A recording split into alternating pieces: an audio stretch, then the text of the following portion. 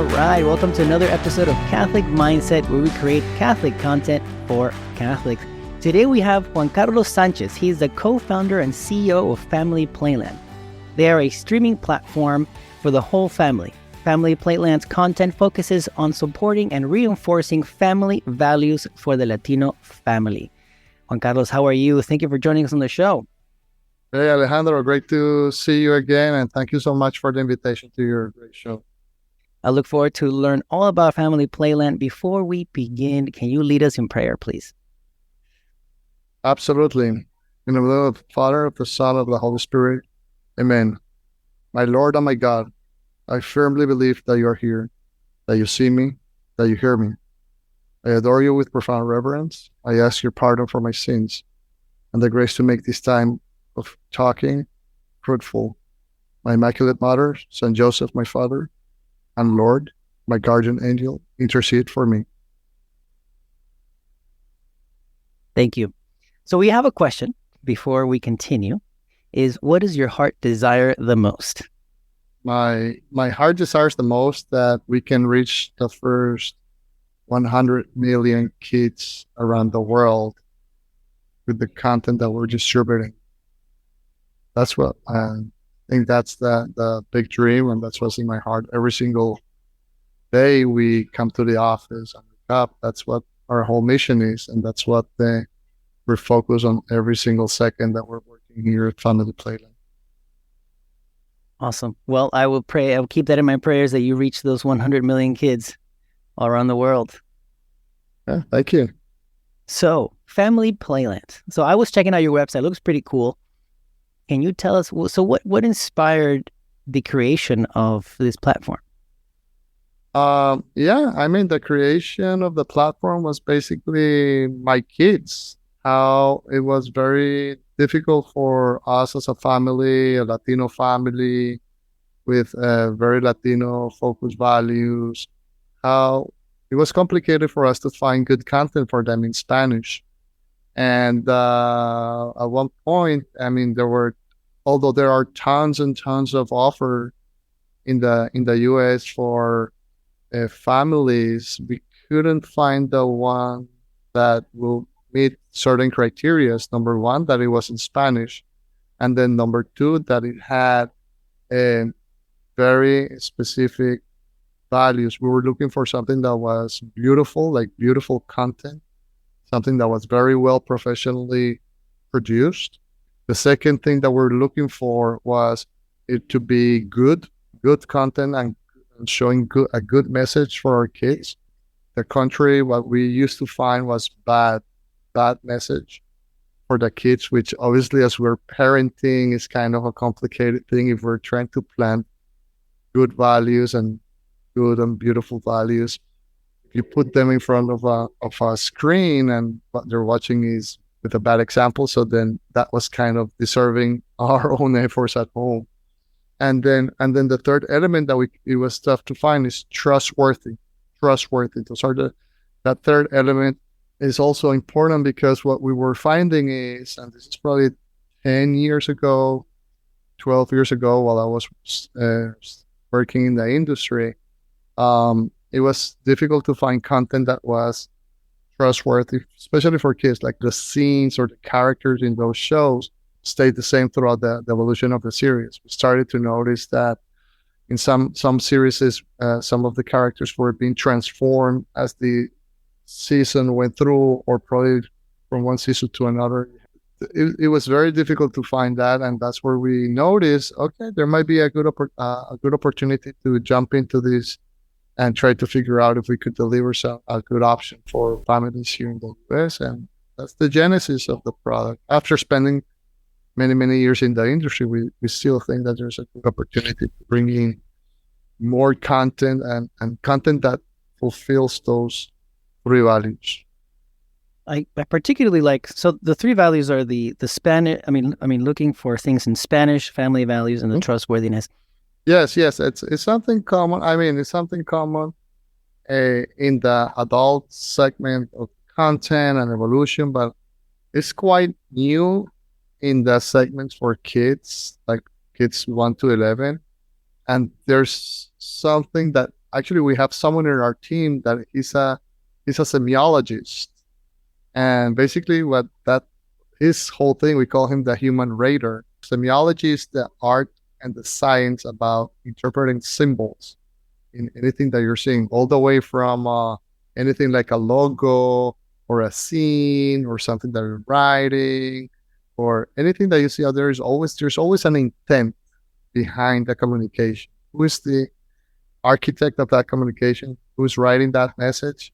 And then what's the intent? So what we have in our team is a group of professionals and also moms that will see the content before it comes to our platform. But number two, we have a professional eye just reading this content before it's put on our network and then interpreting if there's a hidden message or if there's something that you will not be able to just see with a regular eye, but you're able to interpret the symbols and the intention of the content that is put in front. So that's one of the particular advantages that we bring for parents and moms. We're normally looking for a brand that can deliver that trustworthiness all the time. So that wholesomeness, that promise of wholesomeness is our main brand value and our main brand promise, and we need to fulfill it. So that's taking an extra effort, which we're able to do.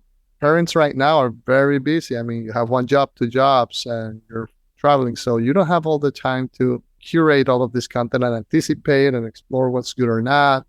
Just put them in front of some sort of screen and you don't really have control. So we're trying to do all of that work before parent is even putting the kids in front of a TV screen or a phone or a laptop.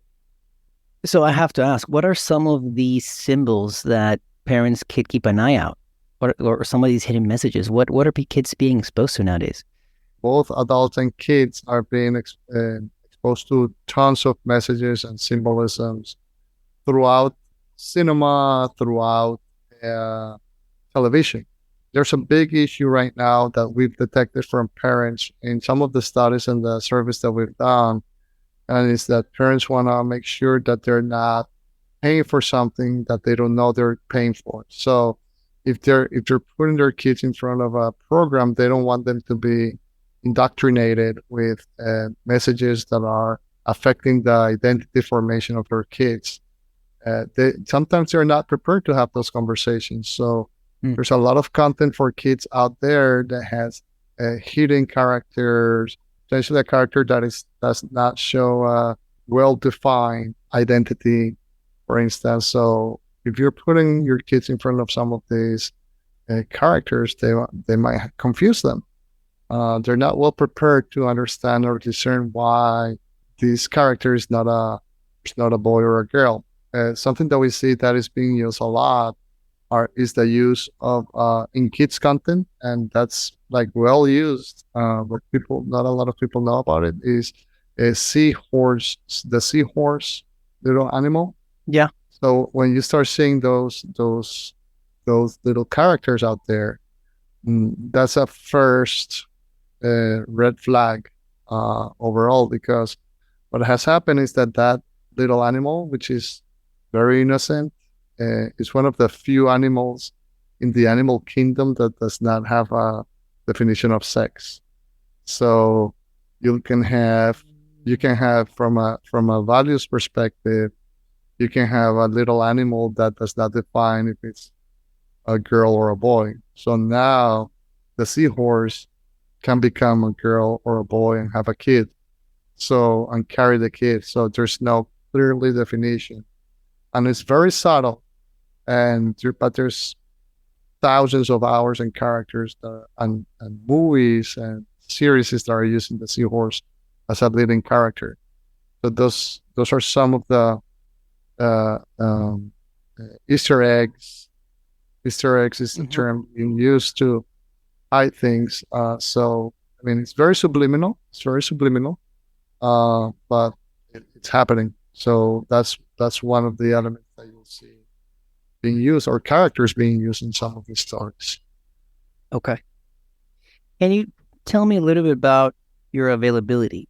Where can people find, or where around the world can people view this? If your goal is to have 100 million, I'm assuming that this is available globally. Yeah, so that's where we want to go, and that's the number we have as a target. So right now, we are fully focused in the U.S. Hispanic market. Why? Because I mean, you have a large amount of Latinos in the U.S., over 60 million Latinos. If you take all the population in the U.S., the Latino population is probably it is the second largest Spanish speaking market in the world after Mexico. So Mexico is number one. The US is number two. Um, then, if you take that also in terms of the potential growth, the US market continues to grow at a fast pace. The Latino segment within it's a fast growing segment. So that's something that we pay close attention. And that's why we decided to focus all the way from Puerto Rico to Hawaii. So that's our first stage. Now, once we feel that we have a good grip in the U.S. Hispanic market, then we'll move into other markets. But right now, it's where the battlefield is. We have the understanding of what's going on in the market. We have experience understanding the consumer down here. So we right now focusing exclusively on the U.S. Hispanic market. So you mentioned industry. You tapped a little bit on the media industry. Let's talk a little bit about it. What are some of the trends that you're seeing in the media industry around your space? Yeah, definitely. I mean, there's a lot of opportunity right now to keep producing content for kids and delivering content to kids. The problem right now is that there's a huge amount of people that want this content, but there's not a lot of people offering that content. And there's only like 2 or 3 big players in the market that control all the distribution of this content. And those distributors are not necessarily aligned with Catholic values. So for us as Catholic professionals that have been working in the industry for more than 20 years with different companies within Sony, within NBC Universal, and many others, we think that there's a good space to bring in content that is not necessarily faith-based, but is content that respects the values of Catholics and Latino families in the US. So the market continues to expand and retract, but we think that there's a great opportunity to bring in something that is wholesome and elevate kids' souls. Our whole mission is to just nourish kids' souls, and we think that that's been done for good or for bad through content. We as parents, we sometimes don't understand how critical that is, and the amount of hours that a kid is put in front a screen is just mind-boggling right now. Like, if you see how many hours a kid will spend in, let's say, going to a Catholic church or to a Christian church between the age of 1 and 17, if you add all the hours, they will not add up to more than 800 hours total. If you check how much time they'll spend with their family, it's probably 5,000 hours. Time at school, it won't go over 10,000 hours. When you see the amount of hours that they'll spend in front of a screen or consuming media, it's more than 40,000 hours total. So then we have to ask ourselves, why is that this is happening in these schools? Why is that this happening with these families? Well, it's that we have less and less control of what's going on in their lives because they have been spending most of their lifetime in front of a screen. That's the average. It doesn't mean that everybody's in that same boat, but that's the average.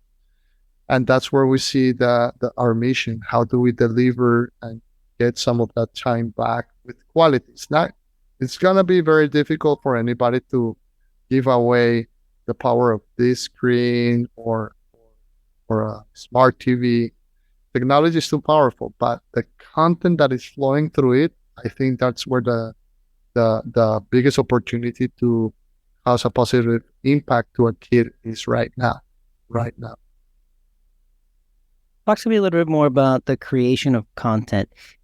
Maybe I'm wrong, but I feel like all like Netflix and Hulu and HBO and all these are going on their own to create content now. Is it because there's a demand for content and there's not that many creators, or the cost of creating movies and shows is not the same as it used to be? What Yeah. can, I guess, incentivize more more family value content to be created? Oh yeah. So definitively, there's a lot of content being created, but not all content is made equal. Mm.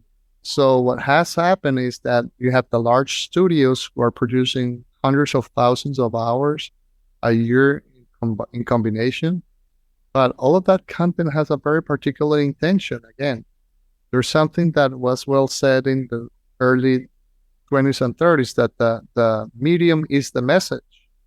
And when the medium is the message and you just scratch a little bit under the medium, you start figuring out what is that constitutes that medium. You start seeing why a certain brand is delivering certain type of content and what's the agenda behind that content, or the producers and who is putting the money behind that content. So I think right now what has happened, and talking about trustworthy again, you'll see that there's a lot of things hidden in plain sight. So you have these huge companies that are making and spending billions of dollars in production, but they don't care about the family values necessarily. They're just caring to increase the engagement level of the kids in the screen, make as much money as possible. That's your main focus. And there's nothing wrong about making money, right? We're all capitalists. So, but what's wrong is when you start destroying the values of a society, contaminating the souls of kids, affecting and attacking directly the family values. And that's when the cost is too high. And that's why you're seeing a new wave of new alternative media like us. We're very concerned about this. And we're not necessarily concerned about going in and leading with the cross. We think we have to understand the current culture. So our whole angle here is we're trying to bring in produced content or licensed content, and bring in high level, very professional that is going to draw in audiences back to our Lord. So it's a little bit of a tension point where the culture is over here. So you have to meet the culture over here with the right values and the right purpose, so we can bring them back to our Lord and bring back the family, and keep it rolling. What a lot of people do not understand is the moment that you lose those family values, then the economy starts suffering, and the whole economy starts suffering. So we're paying close attention to this phenomenon. And media is a big component of it. It is a big component. As the school system is a big component. Media is a big component. School systems are a big component. Art is a big component of how culture gets formed. So if that culture is deteriorated, the consequence is that the families are deteriorated, and that brings down a whole society. So that's why you're seeing this type of reactions, and you're seeing consumers now thinking twice before they give their money to any of these other media options. Consumers are paying more attention. Parents are paying more attention. I think COVID triggered that in a lot of households across America.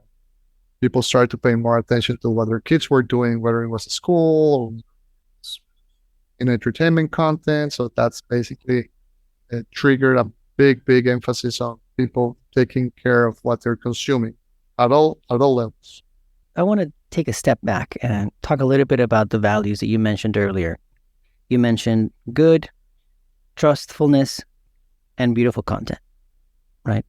Can we dive more into why you're focusing your content in this way? Yeah, absolutely. I think that those values are the values that we think out of hundreds of values. I think those are very universal values. Those are very, if you want, Catholic values, in the sense that, Catholic means universal. So what we have done here intentionally is not just think about, okay, let's take the Bible and do catechesis or go in and bring families back to the Lord that way. No, we're going with a very broad aspect of art and parables. Basically, every film is a parable, and that's the modern parable. And there's a great opportunity for us to be able to bring in and use that time and that effort to elevate the soul. So, I mean, human beings, human minds are always attracted to beautiful things. So why can't we just use that to bring people back to the logos, to the Lord? And that's something that we believe we've lost a little bit about that overall in the culture, and we want to use those same elements to discern what type of content comes into the platform and then put it back in. The second element, it's the good, right? So we want to make sure that we're showing things, especially when it gets to kids, things that are good, not bad. So we want to show how kids reinforce positive values, positive habits, instead of supporting the creation of scenes. Let's say there's some shows right now that you find in the kids offer, even on platforms like Disney or Netflix or Nickelodeon, very commercial platform, you'll find kids playing a bad role in some of these series. It's just stealing or punching kids, or like they're really giving a bad example, disrespecting parents, disrespecting teachers. So that's an example of bad behavior. That's something that goes against any simple common sense societal base for things to be able to operate in any sort of environment. So if you're leaving your kids in front of this, I mean, they don't understand. They still feel like they're still forming their brains, and they're very open, and they're in a window of neuroplasticity, in a very vulnerable stage of neuroplasticity. And when you put this in front of them, not just one, twice, or three times, but you have a kid that has been exposed thousands and thousands of hours in front of bad behavior being watched on the screen, then that's something that you're creating a habit in them, whether you like it or not. It's just happening. And especially in this world where we're more isolated than ever, you're creating and reinforcing that behavior in the mind of a kid. So that's causing issues everywhere in our world right now. And media has a big role to do that. So when you're showing good things, then you're just showing the positive and positive active and the good habits, and you're creating not vices but habits, then media is causing a good effect. So that's important when people are coming, kids are watching this type of content. We want to make sure that they're finding good content, not bad models, good models. The third element is it has to be truthful. Again, there's so many different trends right now out there that are showing our lies, just basic lies, scientific lies, their lies, their misinterpretation or reinterpretation. So we want to make sure that we show things that are true, that history happened for a reason, and that we just don't want to show any sort of history that we just created 5 years ago or was invented. No, we want to show the true history elements. We just not want to show things that are not factual, things that are not that are probably, there's a lot of content for kids right now that has a relative truth. This thing about relativism. Oh, that's my truth. That's your truth. Mm-hmm. That's this guy's truth.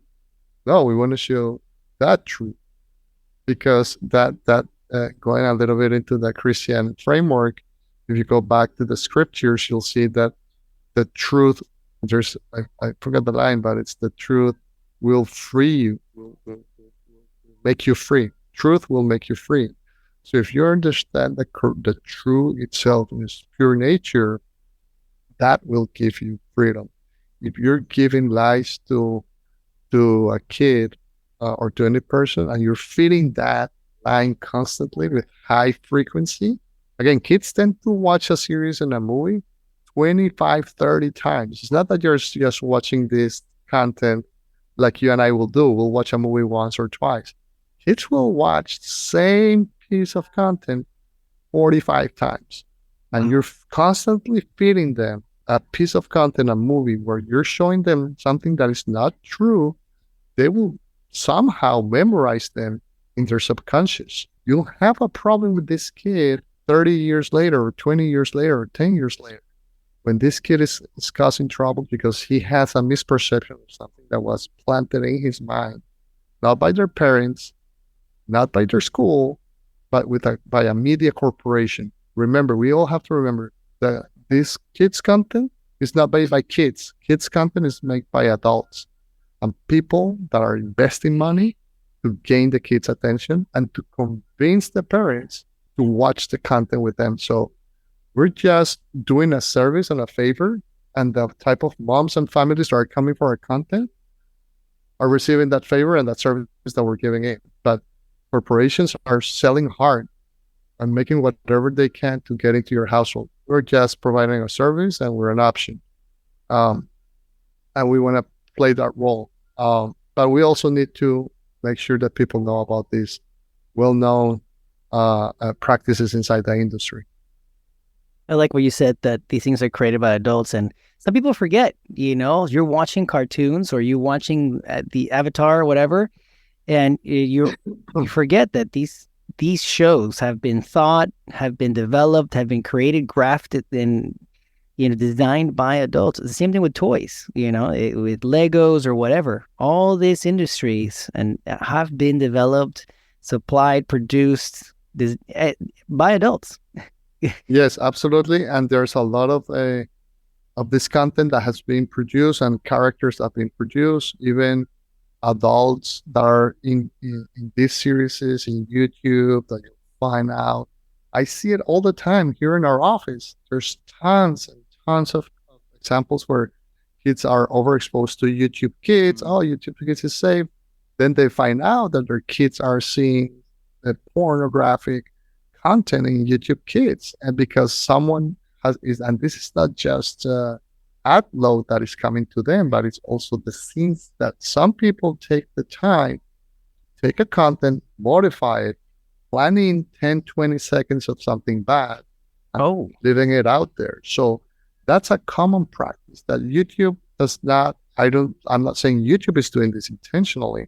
I'm just saying the platform is so big and there's hundreds of people, or not thousands of people, that are just trying to harm kids, that you, without knowing, are overexposing your kids to this type of thing. So it's tons of addiction to pornography right now because of the overexposure to YouTube.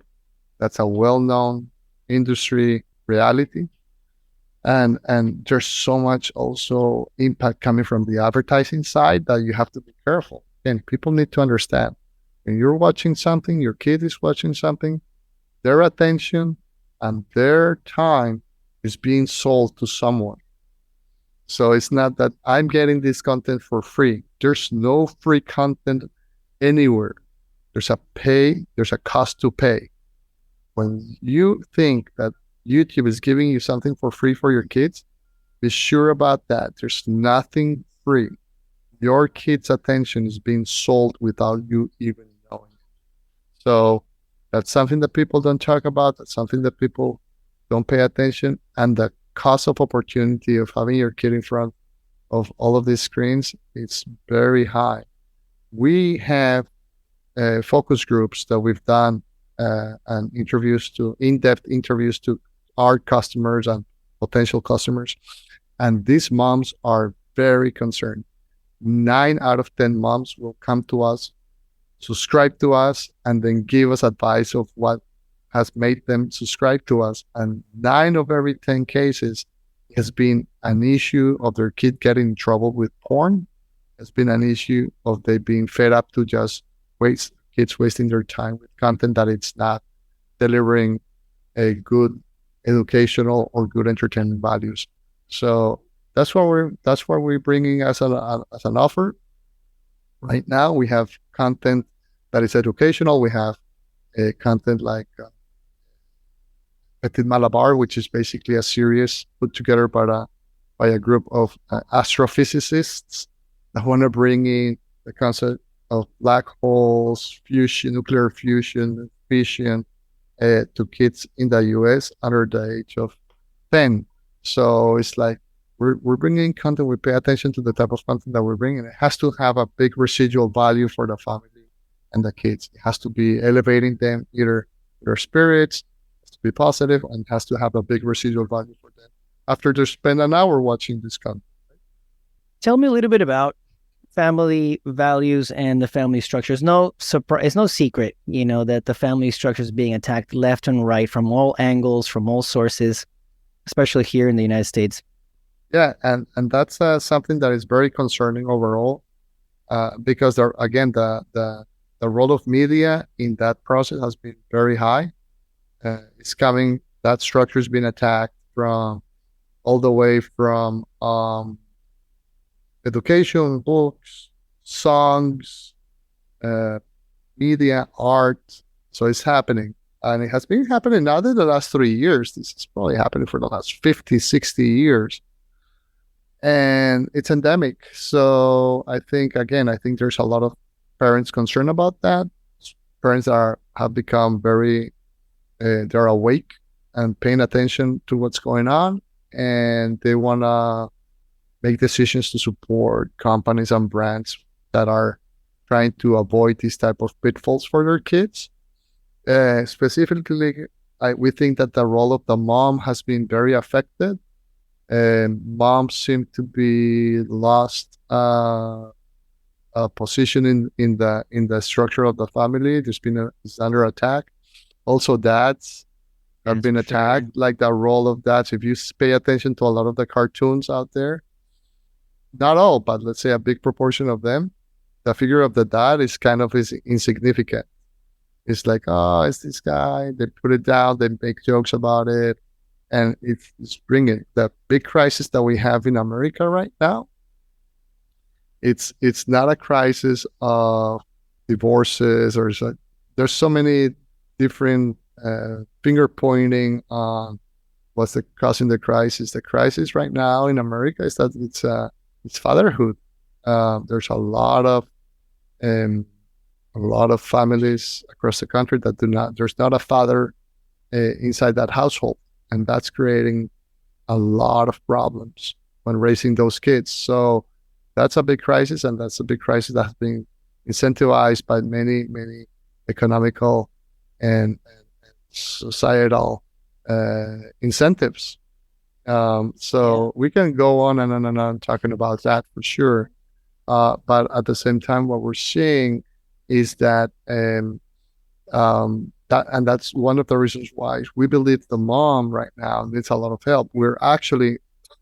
And some of the things that we're doing to bring in and form a community around content on our platform is we're inviting all the moms. We're calling them super moms, and whoever wants to come in and share their experiences. If you go to www.familyplayland.com, there's a blog, and we're starting to get in more moms involved with kind of creating a mini movement of moms concerned by the content their kids are watching. So all of these super moms are basically bringing in, and they're telling their stories from a professional life, and then how also they're balancing their life at home. So also we want to show that it's possible to have a successful career and be a mom. That's a balancing act. And I had a lot of colleagues through years that in the industry that can balance this out. And those are great examples also to support and show younger generations of moms that they don't need to sacrifice their careers because they don't want to be a mom, or vice versa. They don't need to sacrifice the family or having their own family because they want a successful career. Both things can be done. There's no somehow, I don't know when in this country we've been sold the idea that you cannot have one and the other together. You can be a great mom and a great professional. But somehow at one point someone has been trying to sell out that no, you cannot be a mom, and if you're a mom, you're not a professional, or vice versa. It's not true. So we're bringing this super mom that is showing other generations of potential moms or current moms, showing how they're doing it, sharing their experiences, and that supermom is bringing another supermom, and that supermom is bringing another supermom. So it's a call out for all the moms that are watching your show, or people that are watching the show that know a great supermom, to put us in contact with Family Playland, and we can definitively share their stories, and make sure that other families also understand what it takes to be a supermom. And we want to elevate that, because it's, quite frankly, moms are under attack in this country. I like this focus on moms. This culture nowadays has been, and for a while, like you said, has been teaching women that they have to sacrifice family life. In fact, why have a family when you have to focus on yourself? Like, that's the message, that you don't have to stay at home and have a family. You go out into the world and pursue your career first, and then family second, right? But why not do both? Which is completely super doable, to have a professional life and a family life if you just try. Yeah, especially with the amount of technology that you have right now, that's helping also a lot. So I don't think both things are necessarily fighting with each other. I think there's a lot of potential, especially within the Latino community. We're inviting all the moms, all the Latino moms that can share and want to share their story, so we can amplify that across the country. I keep going back to what you mentioned about how kids watch the same content over and over and over again. Like, I can watch a show maybe once, twice, or maybe after a year, I can put it in the background, to keep me company as I fold laundry, right? But when you mentioned that kids can watch something like 40 times or something like that, if they're watching bad content, it's normalizing that, exposing them to that bad content. And of course, if it's good content and you're reinforcing those things, that's why I think that the mission you're on is very important, to bring this good, trustworthy content to families all over the world. Yeah, I think definitively we're in a cultural war right now, and the battlefield is in the mind, not just in the mind of adults, but it's now in the mind of kids. Unfortunately, it's a place that had been kind of protected somehow out of that war, but now they're part of the battlefield. They've been brought in. So I think that's kind of our mission right now, is trying to make sure that those kids are protected, that those kids are maintained pure, and are being tainted by companies or specific agendas in the political arena that are coming in to indoctrinate those kids at a very early stage. That's something that, when it's done, is very difficult to recuperate later in their lives. So that's what keeps us going. That's kind of our mission, making sure that those kids, if they're consuming something, those are good calories, if you will, and not bad calories. That we're keeping them very neutral and very pure. And that's something that is happening. We're living in a battlefield right now, and it's a battlefield. It's a battle of symbols, and it's a battle of idols. So those are right now the elements that, quite frankly, a lot of people are using through all the technology, and that's something that we're living on a day-to-day basis. Whether we like it or not, whether we're aware or not, it's happening, and we have to start waking up. And that's why we've created Family Playland. It's that place where we are basically giving a refuge for all the kids to still enjoy something that they have a right to, which is being entertained. And I guess overall, what is your favorite part at a personal level of all this amazing mission that you're embarking on? Yeah, my favorite parts, there's several. I think it's just the alignment of my values with my career. That's one. Two, helping the team and mentoring young people that are coming into the media industry, and they're trying to figure out their way through, and just giving them a little bit of coaching and sharing with them what is a good way of doing media, or a responsible way of doing media. Three, also, I think, which is really cool, is just to be able to be constantly searching for the next new piece of content, whether it's a series, whether it's a movie, talking to the producers, understanding what the intent of that content is. Also, it's just amazing the amount of content that is out there, and trying to help people bring that content into the US, A lot of our content, we work with 6 studios right now. Most of them are out of the US, so there's a big market, and people are trying to enter the market, and it's just fabulous to be able to work with so many people and so many partners in this endeavor, because they see the same vision. They galvanize around the same problem, which is protecting the souls of kids. I think this is amazing. So as a closing question here, we'd like to ask all our guests, what is your favorite part about your faith? The favorite part is that I don't need to talk to any psychology. I'm not dependent on any medication. And it forces me to be universal. It reminds me, not forces me, but reminds me about being a universal person, which means talking to everybody, respecting everybody's point of views. Like our Lord did, he was talking to everybody. He never closed the door to anybody. So that's what I love about my faith. That it's pretty universal, and helps others reach out to others and help them with the problems they have to solve. Serving others, I think that's what our faith encourages us to do, and that's what I also like to do that for my career. Awesome. Juan Carlos, it has been great to have you on the show to learn all about Family Playland. We look forward to share your content and make people, at least our audience, to get to know you more, get to know your mission, your work, and all this fun stuff that you're doing. I mean, providing families all over the world with content that they can trust and that it's good and healthy for their families. So thank you. Well, thank you, Alejandro, for your invitation. It's been an honor to be here, and thank you for your audience as well. Just come whenever you can to familyplayland.com. It will be great to hear from you guys and get your feedback about the product, and we'll be here to help you however we can. Okay?